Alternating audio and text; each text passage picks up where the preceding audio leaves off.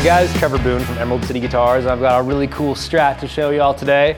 So this came in just a couple days ago, and right off the bat, I loved it because it's a Dakota red, which you never see reissued. I thought it was really unique, and we actually are expecting a vintage Dakota red Strat to be here any day, so I'm excited to compare these two as far as color and see how close they got.